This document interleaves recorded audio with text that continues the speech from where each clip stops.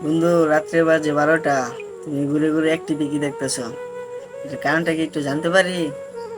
বন্ধু, শখের একটা মানুষ ছিল। জানি না তার কাছে আমি কি ছিলাম, কিন্তু আমার কাছে সে অনেকই মূল্যবান ছিল।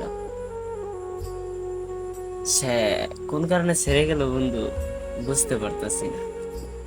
আজ হঠাৎ করে তার কথা অতিরিক্ত মনে পড়তাছে, যা তারপর?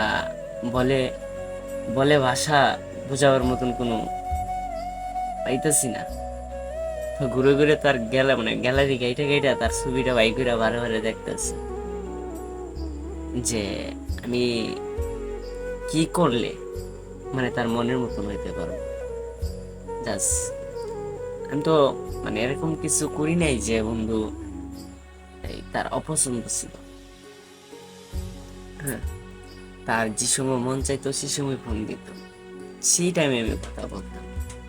যদি আমি হাজারো ব্যস্ততা থাকতাম, তার লাগা কিছু না কিছু সময় আমি ব্যয় করতামই। কিছুদিন তো মনে করো তোমার ভালোই, প্রত্যেক দিন ফোন দিয়ে খোঁজ খবর নিত, খাওয়া দাওয়া করছি কিনা নিত। টোটালি আমি একটু অসুস্থ হলে তার মাথায় চিন্তা জাগতো।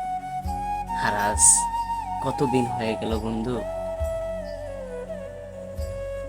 ফোন তো দিব দূরের কথা, একটা মিস গুলো আজ পর্যন্ত ফোনে আসেনি। আর যে মানুষটা কিনা আমাকে এক সেকেন্ড কথা না বললে তার ভালো লাগতো না, আর সেই মানুষটা আজ অনেকটা দিন পরও একটা মিস কল দেওয়ার প্রয়োজন মনে করলো না। এমন কি কিছু কইলো না যে তোমার আমার আর ভালো লাগে না বা এরকম বা কিছু না। জাস্ট অনেক দিন হয়ে গেল বন্ধু যে সে আমাকে একটা ফোনও দিল। এই কারণে তার ছবিটা গ্যালারি গাইটা গাইটা দেখতেছে। আচ্ছা বন্ধু, বুঝছি। নারীর নারীর মুখোশ এত পাল্টাইতে পারে আমি আগে জানতাম না। যদি জানতাম তাহলে আর বন্ধু নারীর ফান্দে পড়তাম না। তখন বলিস।